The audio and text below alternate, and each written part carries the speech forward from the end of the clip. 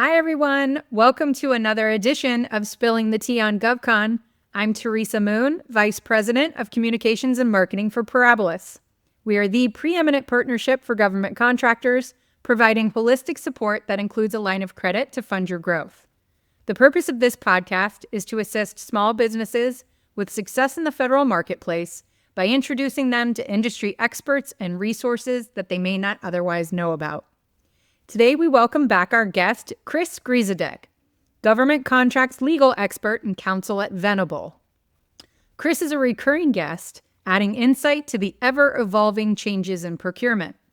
Today, he's back to give us some additional updates and highlight how small businesses can navigate executive orders and acquisition changes regarding various administration policies attempting to enhance reliance on commercial solutions.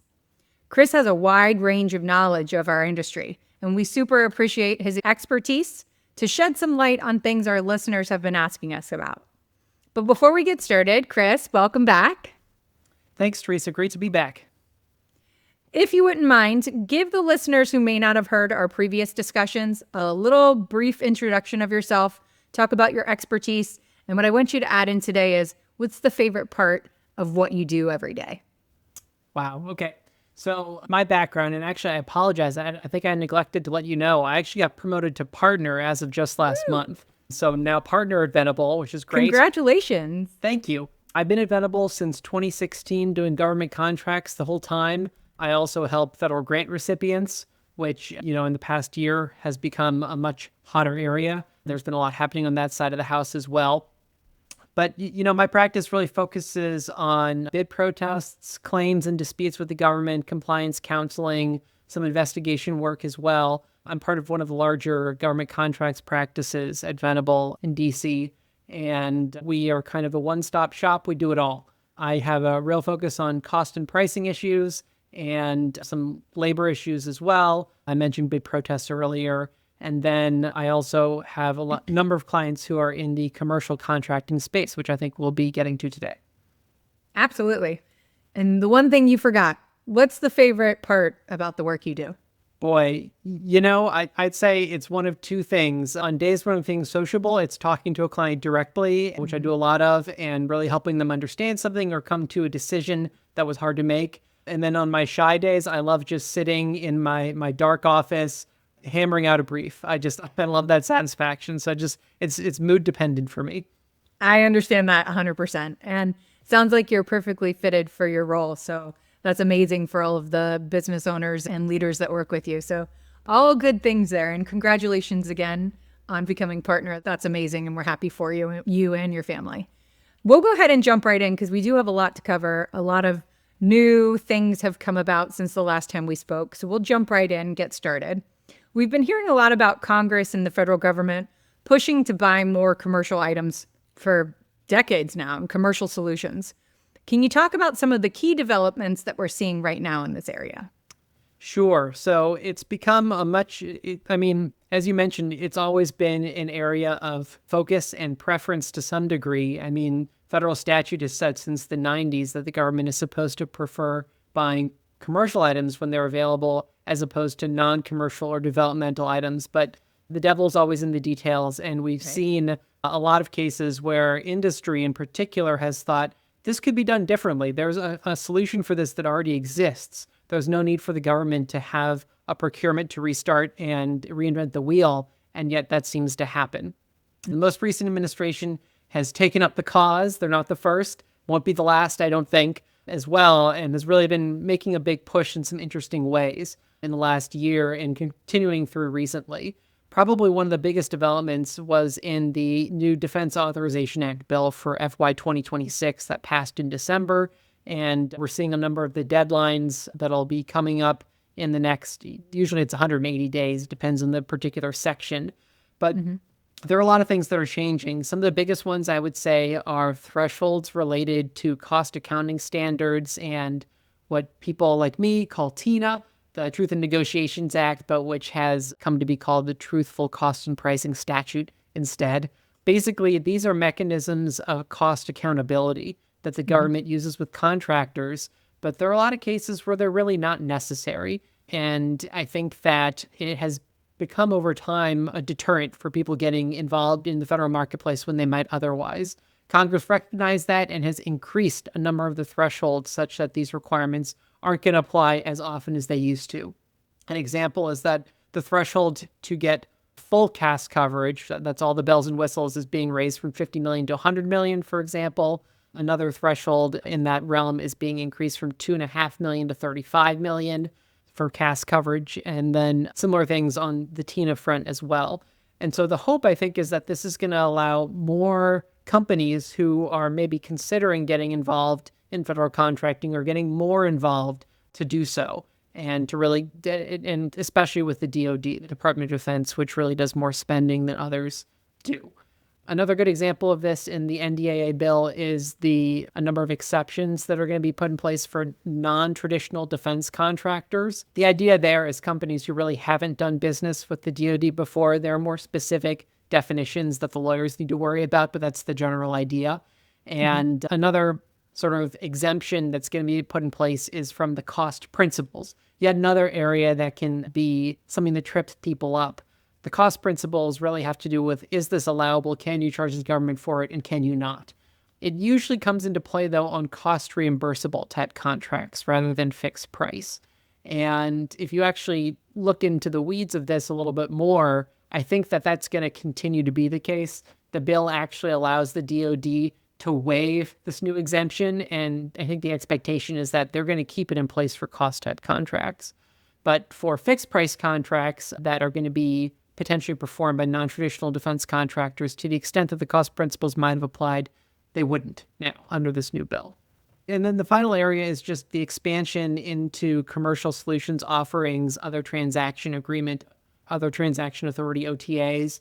All these areas, even before the new bill, which encourages them even more, have been, I think, in more use by the current administration and the DoD as it seeks ways kind of to get companies involved who aren't as on board with the full suite of federal acquisition regulation FAR requirements.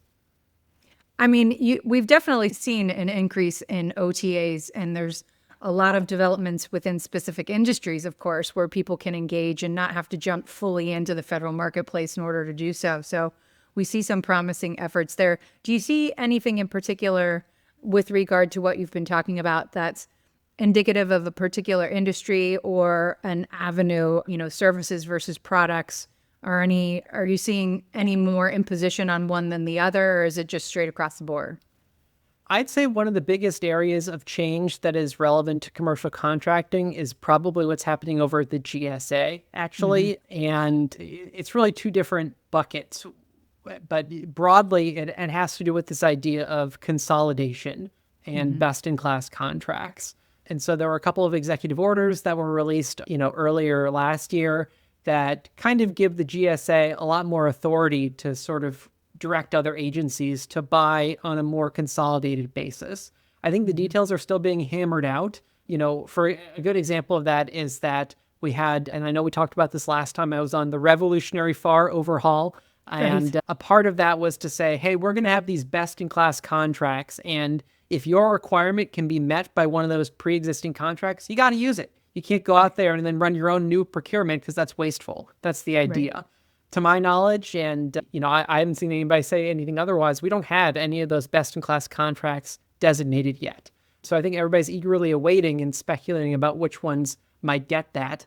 I mean, for my money, it would make sense if the multiple award schedule got more play in that regard. It's already the biggest way for commercial contractors to get involved with the federal government, just in terms of the pure number of dollars that flow through that program. And the GSA is actually, and this is part of the NDAA as well, so Congress is in on it too, they're trying to make the schedule easier to use. The big way there is that they're getting away from something that is called the price reductions clause. I don't know if you've ever had to deal with this before, but it was sort of widely reviled both within the GSA and in industry, particularly small businesses, as being a massively cumbersome compliance burden that comes with a lot of legal risk as well if you get it wrong, which it's easy to do. And I think the GSA has recognized, it said this, told this to Congress, and Congress listened in the NDAA, that this was deterring companies who might otherwise get on schedule and provide services to the government. So now the GSA has said that as of, we're only a few weeks out at this point, all schedule contracts are going to be moved over to the Transactional Data Reporting Program, TDR, instead of the price reduction clause, which is going to be a whole new thing. TDR, I will say, is not a panacea. It has its own compliance requirements and questions in terms of how it's going to be used. But again, the goal here, I think, is to try to make it more appealing for commercial vendors to support the government. And that's always a good thing. And that's a good segue into our next question because, in preparation for this, you pointed out to me that while these new initiatives sound promising, federal law has already required a preference for commercial items for decades. And so do we have a sense yet of whether or not this new push for commercial solutions is going to work any better than the way that they were trying to do things before? I think we're getting a sense. I am cautiously optimistic that it's 2 steps forward and only 1 step back, but we don't know yet fully. Here's what I will say. I mean, the NDAA has tried to beef up the commercial item preference in various ways. One of the important things is that the law already said that the government is supposed to be requiring its primes to buy from commercial vendors whenever possible. And there was a really big litigation that just came to an end last month, the Percipient AI case that everyone's been watching, where we were going to find out, okay, let's say a prime contractor doesn't do that, and you feel like you're a prime or you're a commercial provider and you could be a subcontractor and they just refuse to buy from you. Can you sue the government in a bid protest and say, hey, make your prime buy from me? That's what the statute says is supposed to be happening.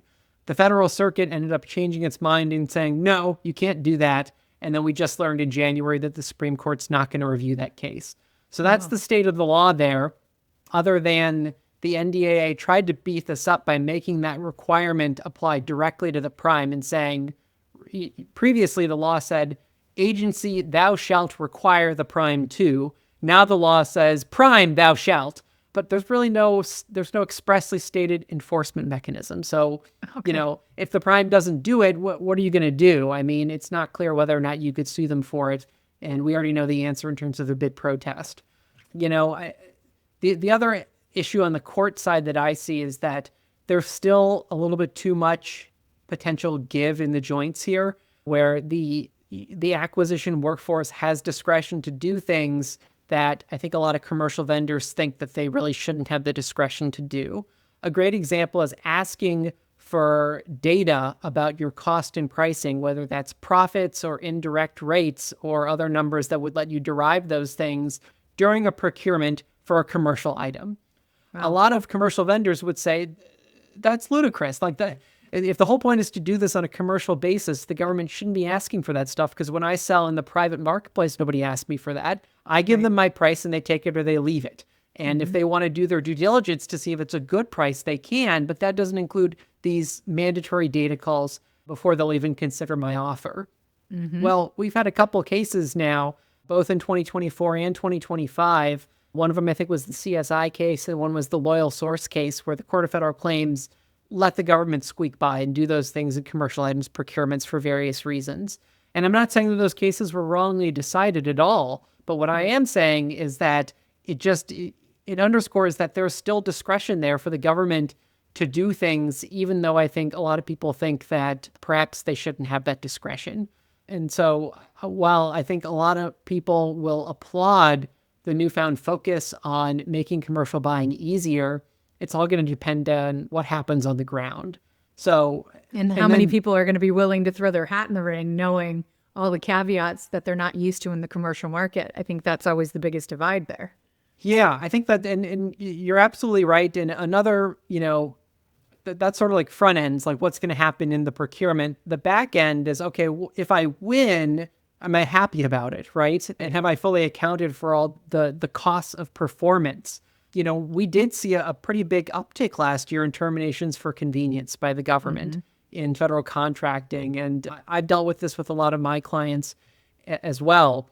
And, I don't know anybody who has expressly told me that they are reconsidering working with the government, but I got to think people are considering that on some level, because everybody's always known that the government can terminate your contract for convenience, but I don't think anybody anticipated this sort of mass agency-wide or even government-wide effort to use that authority in this coordinated way, or to use it in the context and for the reasons that it has been used recently.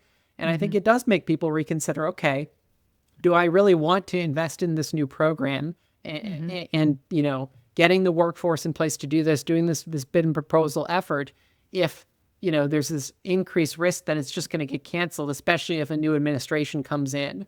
And then, and that's just the T for C risk. There's also the compliance risk. And this is really the more mundane thing in some ways, but also the one that I think people should be watching probably the most closely.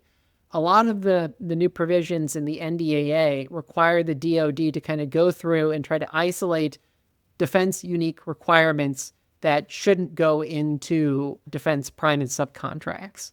But that's not new. I mean, we've seen these lists before. You can go into FAR Part 12 and DFARS Part 12 as well, and you can see lists that are already there saying, hey, these requirements shouldn't be in commercial type vehicles. But the list of requirements that can be in them is still quite long.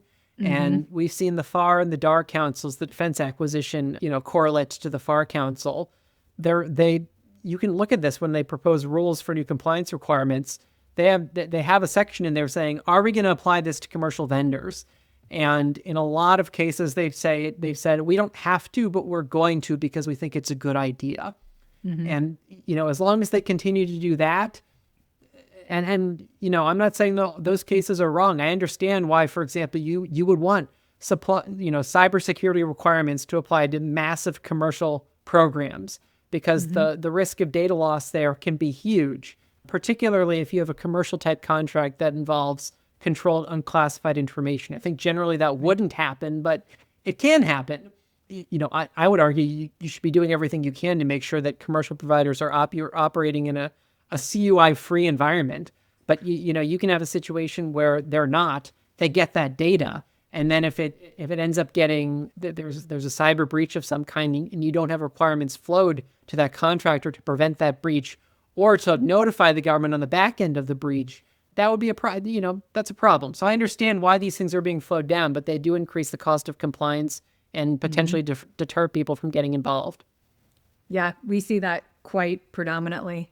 And I partner with a lot of cybersecurity businesses and then also C3PAOs that are really booming right now because of the growth with the commercial market and, entertaining opportunities within the federal marketplace. And they have no idea what to expect as far as how they're going to have to break their piggy bank to actually even be, accepted to participate. And so, but that's a whole another conversation that we'll be able to talk about another time, because we go on and on about the operational expense that it takes to engage in some circumstances with the DoD when it pertains to CUI and really being able to maintain that level of security that's necessary for that. So it's a scary times that we're doing business in, that's for sure.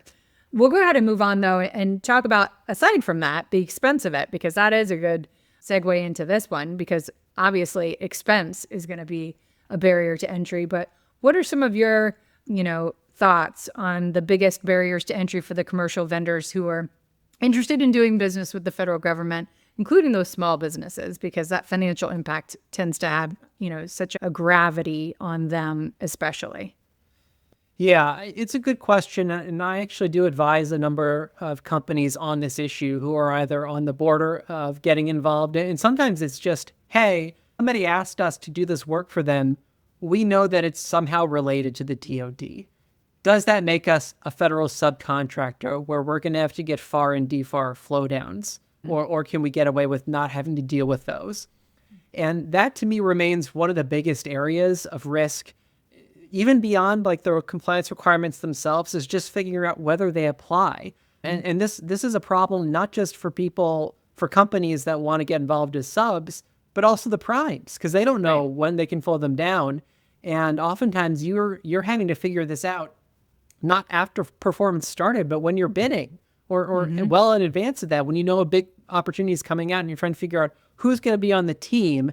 Are they going to be named in the proposal, and what is their role? Are they a subcontractor, or are they a vendor who we don't have to flow things to? Because it can make a difference as to whether or not they want to get involved with you. I mean, I think everybody knows that the guy who's mowing the lawn outside of Lockheed Martin isn't a subcontractor, right? But there are a lot of cases where it's a much harder call. And, the really unfortunate reality is that this isn't something that the FAR or the DAR councils can wave a wand and fix, even if they were inclined to do so, because it's sort of like World War I trench warfare to get the answer, because it's a statute by statute, regulation by regulation exercise to figure out what is a subcontractor for the purposes of this requirement, for the Service Contract Act, or for Section 889. And then you have to figure it out for each one of those things. And there are, my general rule of thumb that I tell people is, look, you have to do the work, but if you're just trying to get an idea of what it is, the government gets a lot of discretion. There can be enforcement risk later if you get it wrong. But if you're trying to just understand the basic idea, are you flowing a portion of the performance work statement to another company and saying, hey, this scope is yours?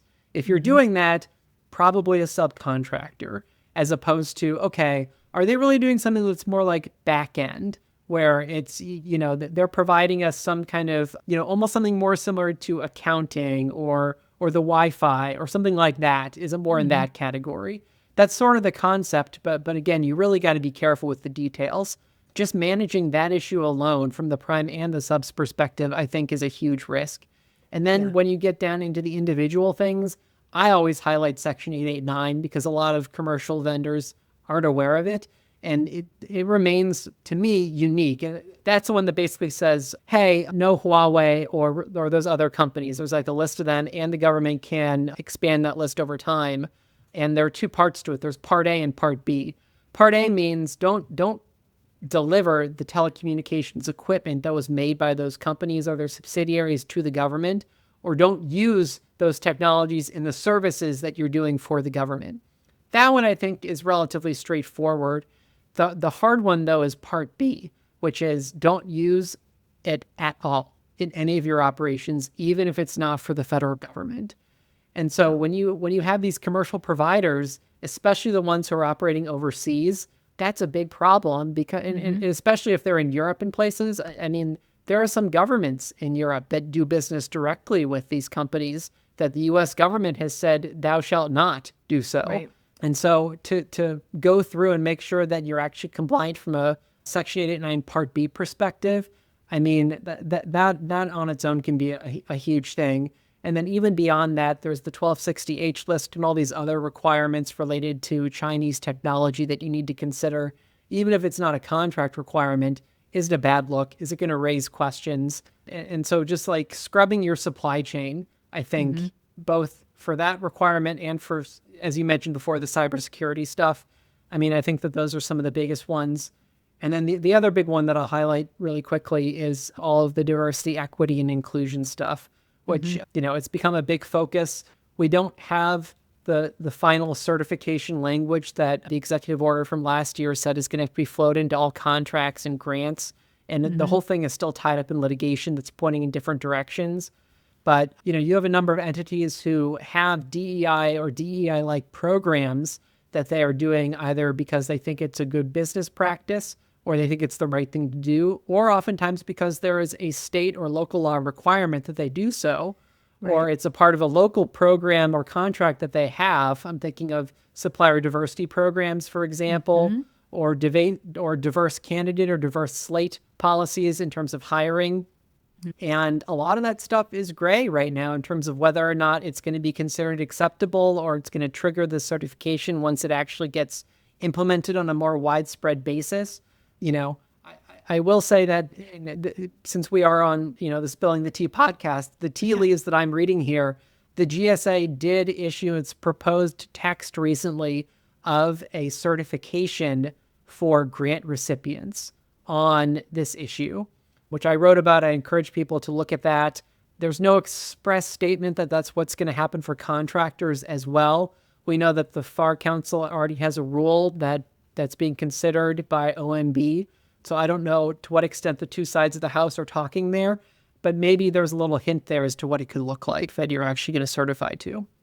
Wow.